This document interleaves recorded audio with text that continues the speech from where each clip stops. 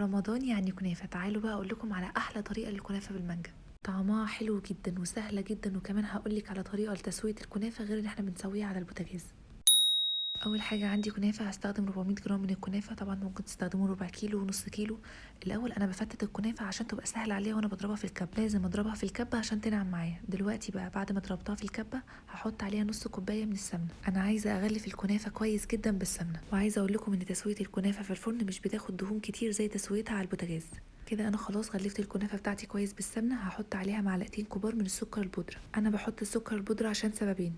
السبب الاول ان انا عايزاها تسكر الكنافه بتاعتي، لان انا مش هضيف عليها اي شربات بعد ما تخرج. والسبب التاني ان السكر البودره بيخلي الكنافه تاخد لون ذهبي حلو. في المرحله دي هكون مسخنه الفرن على درجه حراره 200. هجيب صينيه كبيره وافرد فيها الكنافه بتاعتي وادخلها الفرن رف وسط، وكل شويه هبص عليها واقلبها من وقت للتاني.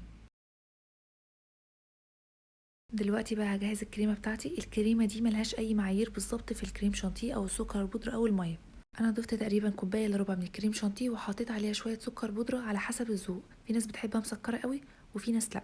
وهحط عليها شويه ميه ساقعين، ويفضل ان هم يكونوا متلجين، واضربهم بالمضرب. انا محتاجه قوام الكريم شانتيه يكون تقيل زي ما انتم شايفين كده، لاني لسه هضيف عليه عصير مانجا. ده عصير مانجا مضروب صافي من غير ميه، مانجا صافي. حطيت عليه شويه سكر وضربته في الخلاط. هضيف بقى العصير ده على الكريمه بتاعتي. عشان كده انا مزودتش ميه في الاول، حبيت ان قوام الكريمه يكون تقيل شويه وهو هيتخفف بالمانجا. هرجع بقى اضرب تاني. هتلاقوا القوام بتاعها بقى مثالي جدا. انكم تظبطوا قوام الكريمه ده من اهم عوامل نجاح الكنافه. الكريمه لو كانت تقيله قوي مش هتمشي معاكم في الطبق، والكريمه لو كانت سايله قوي مش هتمسك معاكم. لكن شكلها هنا فومي اكتر وقوامها كريمي.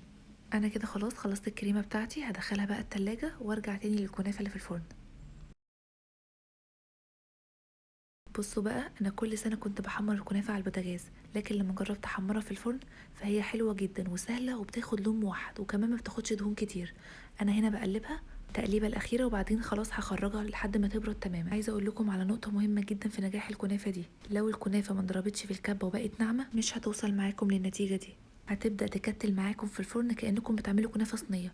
الكنافه دي بالذات لازم تنضرب في الكبه.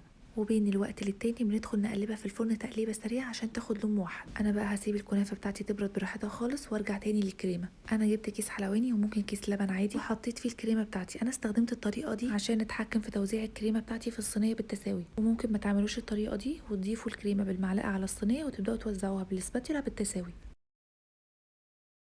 هجيب بقى الصينية بتاعتي او الطاجن، وممكن طبعا نحطوها في اكواب صغيرة. اول طبقة هضيف فيها الكنافة بعد ما تبرد تماما. عايزة اقول لكم ان احنا الكنافة دي سكرناها بمعلقتين سكر بس، يعني هتلاقي سكرها مش عالي.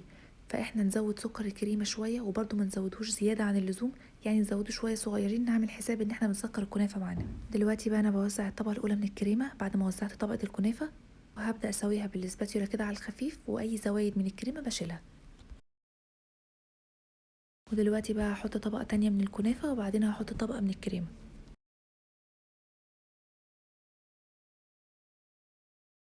دلوقتي بقى انا بحط الكريمه بتاعتي. شايفين انا هنا متحكمه في توزيع الكريمه ازاي في الطاجن. كمان انا متعمده ان انا احط الكريمه على الجوانب عشان عايزه طبقات الطاجن تبان.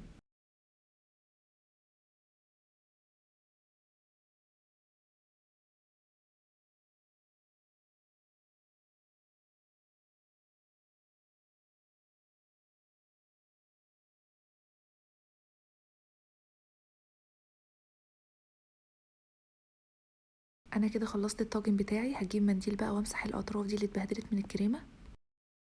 هنا بقى عندي مانجا انا كنت مفرزاها ومقطعاها قطع. المانجا دي كان نوعها مسكر. لو دلوقتي مش متوفر عندك مانجا قطع، جيبي مانجا عادي واضربيها في الخلاط بس من غير ما تحطي لها ميه، وحطي لها شويه سكر وحطيها على الطاجن، وحطي لها شويه مكسرات فوق الوش عشان نكسر الطبقه الملساء دي. دلوقتي بقى انا هنا برص الكنافه بتاعتي. من هنا بقى بيبدأ شكلها يبقى تحفة، وشكلها زي بتاع بره بالظبط. كمان نوع المانجا بيفرق جدا جدا في طعم الكنافة. يعني لو المانجا كانت حلوة ومسكرة هتدي طعم حلو جدا للكنافة بتاعتنا. واخر حاجة حابة اقولها لكم ان احنا مش بنضيف لا جيلي ولا اي حاجة بتلمع الكنافة، ولا بنحط حاجة عشان تحافظ على لون المانجا عشان ما تسودش. احنا بنحط المانجا بس، وما تخافوش مش هتسود ولا هيجرالها اي حاجة. انا كده خلصت الوصفة بتاعتي. لو عجبك الفيديو ما تنسيش تشتركي في القناة وتفعلي زر الجرس، ولايك للفيديو ده كمان. مع السلامة.